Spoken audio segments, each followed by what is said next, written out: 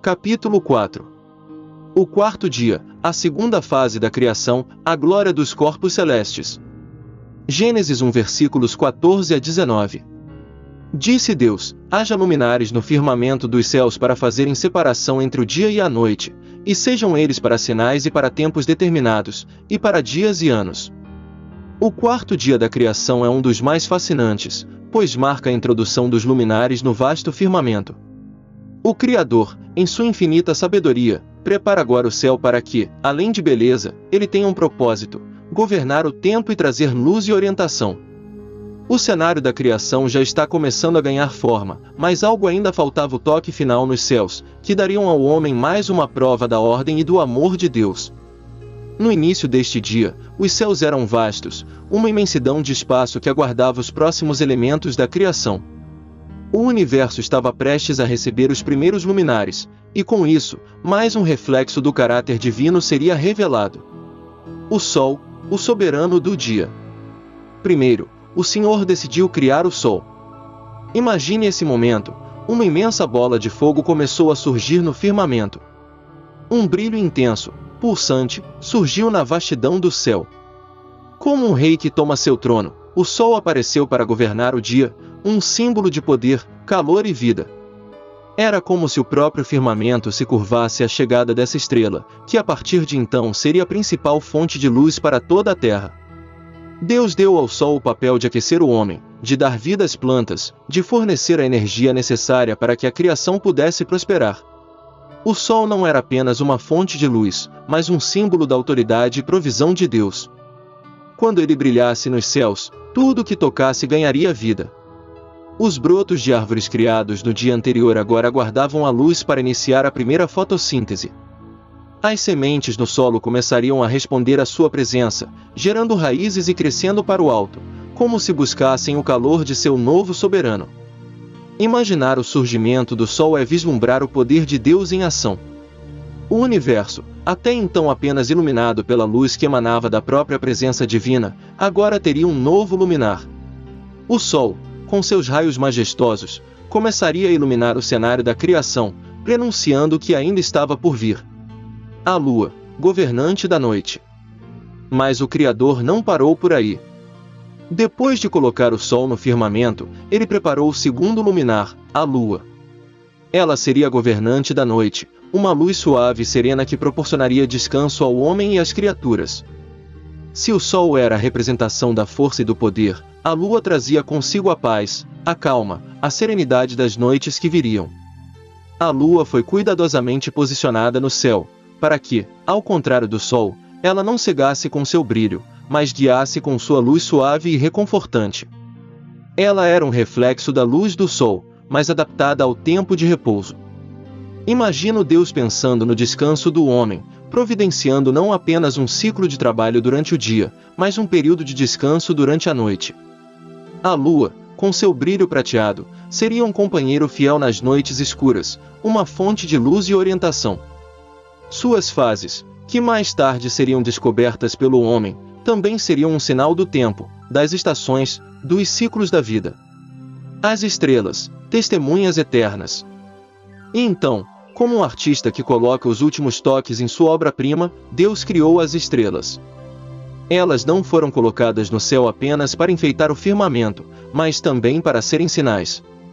Imagine o primeiro momento em que essas luzes brilhantes apareceram no vasto céu escuro, como pequenos pontos de luz espalhados por toda a criação.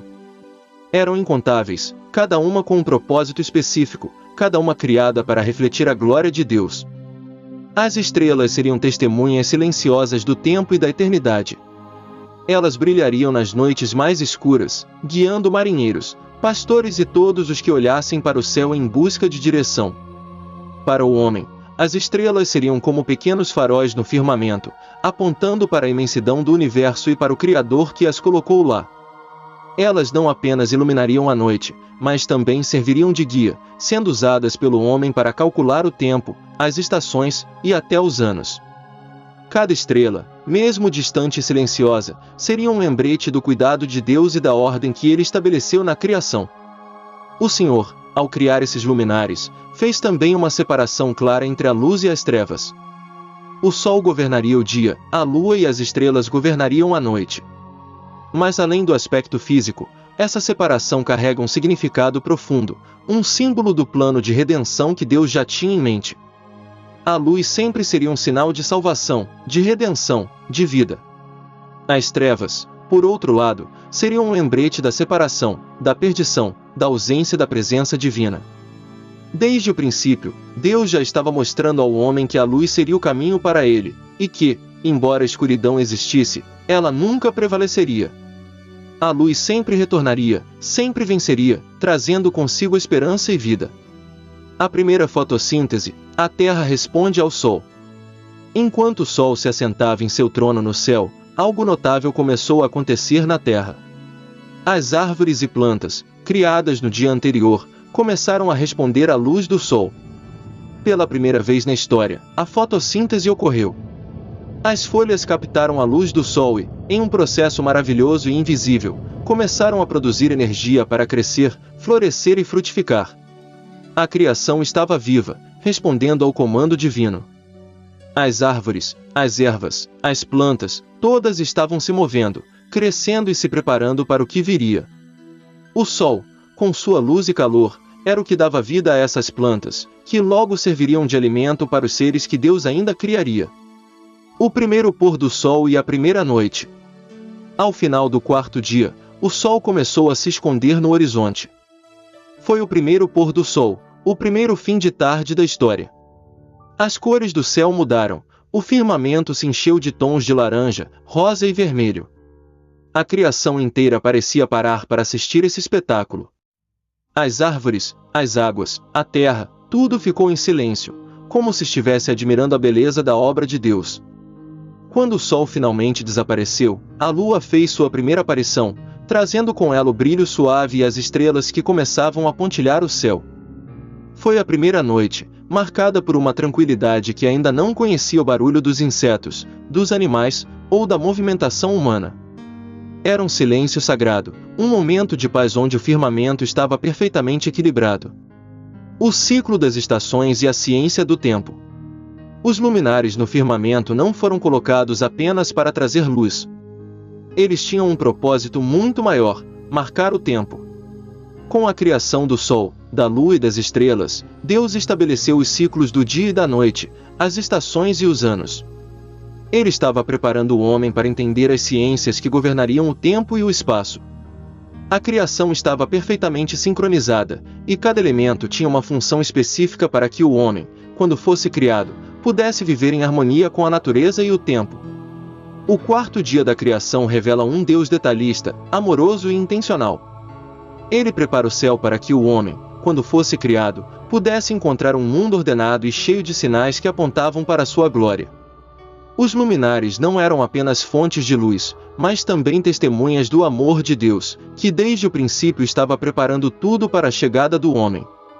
Os céus, com o sol, a lua e as estrelas, seriam um lembrete constante da grandeza de Deus, e ao olhar para eles, o homem sempre veria o reflexo da luz divina, o caminho da redenção e a esperança de um Criador que governa todas as coisas com amor e justiça.